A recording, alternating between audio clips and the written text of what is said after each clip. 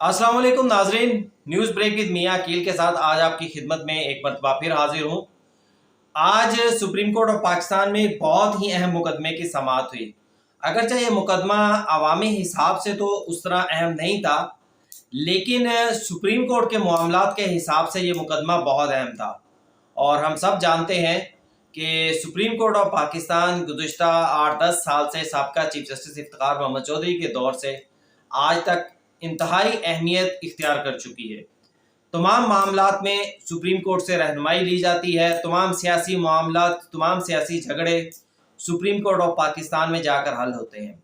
और supreme court of Pakistan में जो ताकत का सेंटर है वो है चीफ जस्टिस ऑफ पाकिस्तान, जिसके पास जो भी चीफ जस्टिस ऑफ पाकिस्तान होता है उसके पास इख्तियारात जो होते हैं उसके तहत वो बेंचेस तश्कील देता है और मुकदमात को समाअत के लिए मुकर्रर करता है।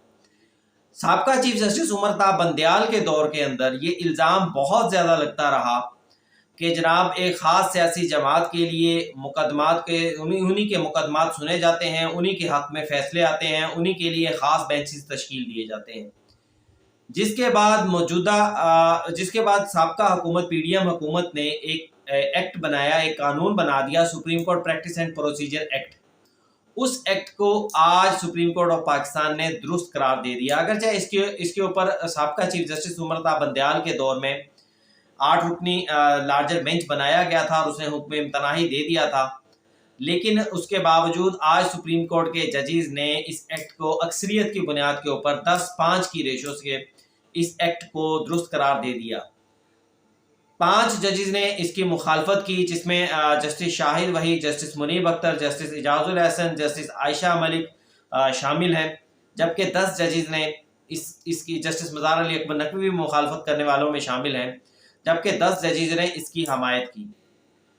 सुप्रीम कोर्ट के मामलात की हद तक बहुत बड़ा ये फैसला है और इसका क्रेडिट यकीनी तौर के ऊपर मौजूदा चीफ जस्टिस काजी फायज ईसा साहब को जाता है, क्योंकि उन्होंने अपने इख्तियारात बुनियादी तौर पर तकसीम कर दिए। उन्होंने अपने इख्तियारात के तकसीम होने को तस्लीम किया इसको। और इसके बाद होगा क्या?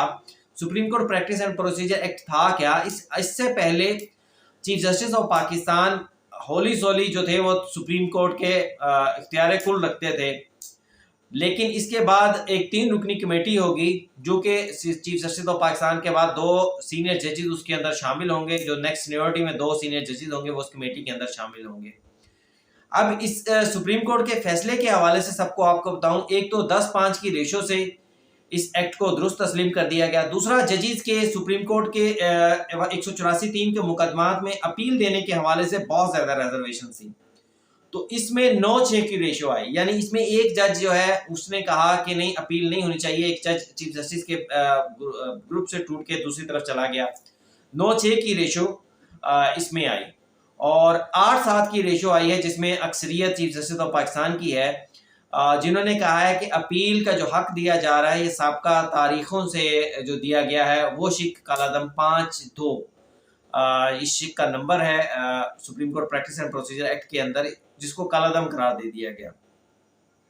अब इस फैसले के 3 नुकात हैं। सिर्फ एक सफ़े पर मुश्तमिल ये मुख्तसर फैसला है, तफसीली वजूहात इसकी बाद में जारी की जाएंगी। आज की इस समाअत के अंदर, समाअत का अहवाल भी थोड़ा सा आपसे शेयर कर दूं।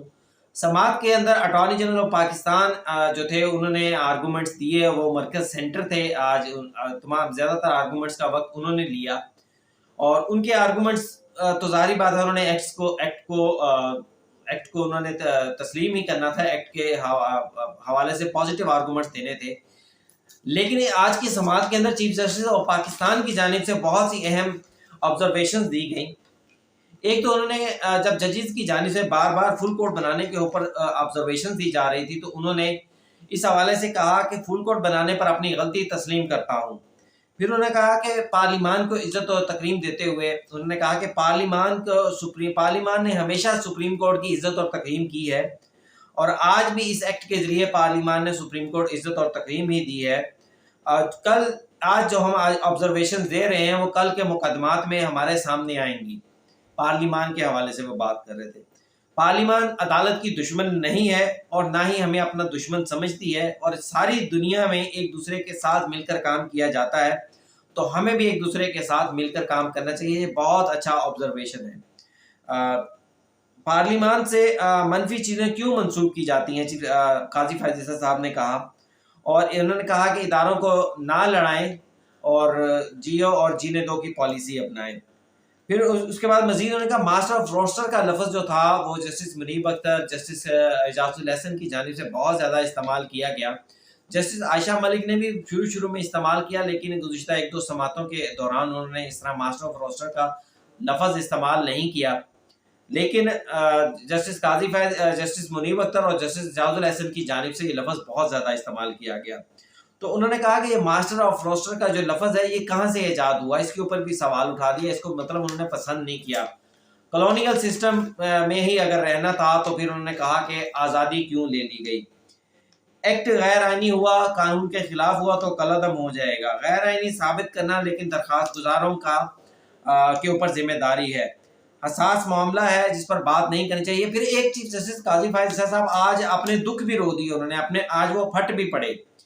हुआ क्या था नाज़रीन, उन्होंने एक आर्गूमेंट्स दिए, उन्होंने ऑब्जर्वेशंस दी। उन्होंने कहा कि हम दूसरों के ऊपर उंगलियां उठाते हैं।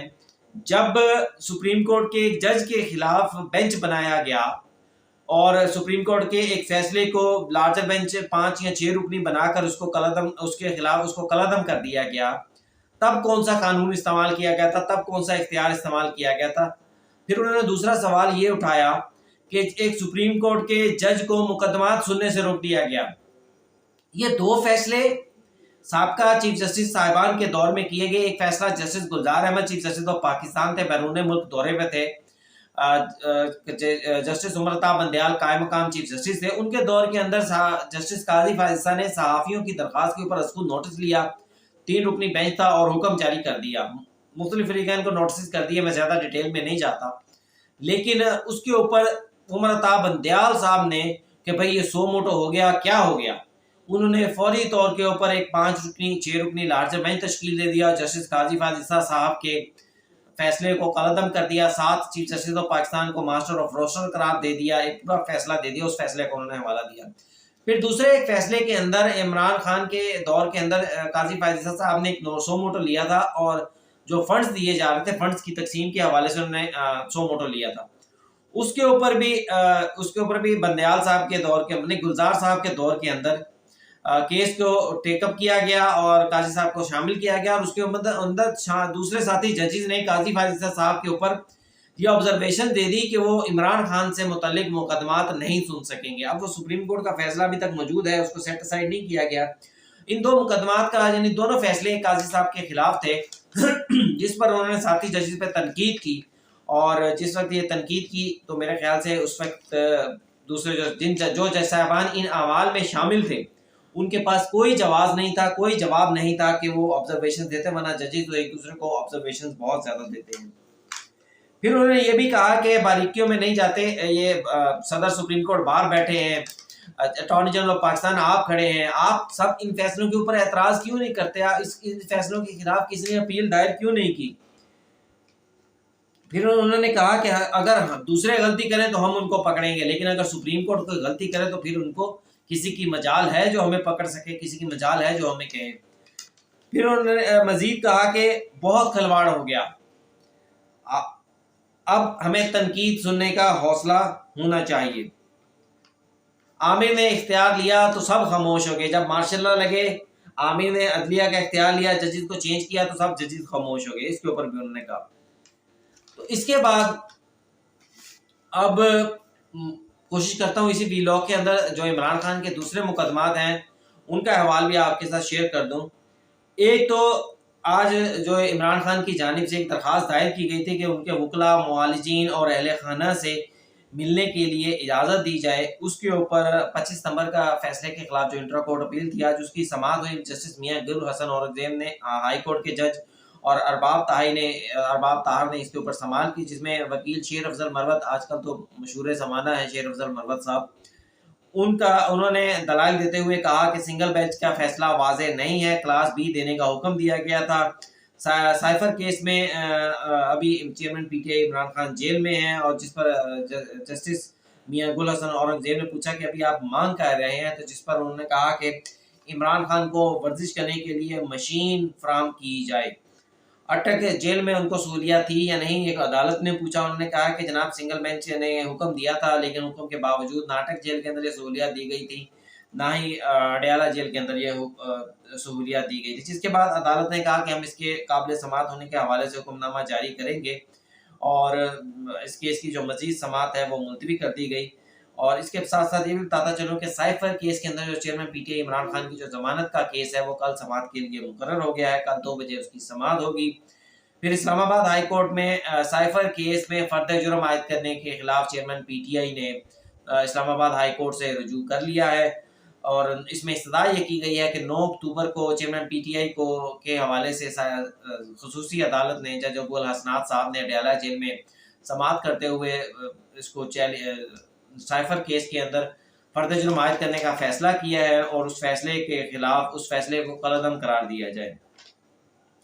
फिर एक इलेक्शन कमीशन के हवाले से भी मुशावरत, इलेक्शन कमीशन के हवाले से भी खबर है, अच्छी खबर है, मैंने सोचा कि आपके साथ शेयर कर दूं। इलेक्शन कमीशन के ने बाकायदा एक मुशावरत का अमल शुरू कर दिया है इंतखाबात के इनेकाद के हवाले से। आज एक बैठक हुई जिसमें पाकिस्तान पीपल पार्टी, नून league, PTI, MQM, Jamaat Islami, अवामी पार्टी, एएनपी और जेयूआई के वफूद ने शिरकत की और इन्होंने इस हवाले से मुख्तलिफ इंतखाबात में ज़ाब्ता अखलाक के लिए जो तजावीज़ दी जाती है, मुख्तलिफ तजावीज़, वो इलेक्शन कमीशन को पेश की। फिर इसके बाद केस के अंदर एक इलेक्शन कमीशन में एक और केस की समाअत हुई है जिसमें जो इसमें जो बुनियादी तौर पर मकसद ये था कि इमरान खान के खिलाफ जो तौहीन अदालत का तौहीन इलेक्शन कमीशन का केस था, उसमें इमरान खान के वकील शुएब शाहीन अदालत इलेक्शन कमीशन में पेश हुए और उन्होंने मौक़िफ़ अपनाया कि अदालत चार्ज फ्रेम करने से पहले चेयरमैन पीटीआई इमरान खान को तलब करने का हुक्म जारी करे। जिस पर मेंबर जो थे इलेक्शन कमीशन के, उन्होंने ये कहा कि अगर आप चाहते हैं तो हम शोकास पर हुक्म जारी कर देंगे।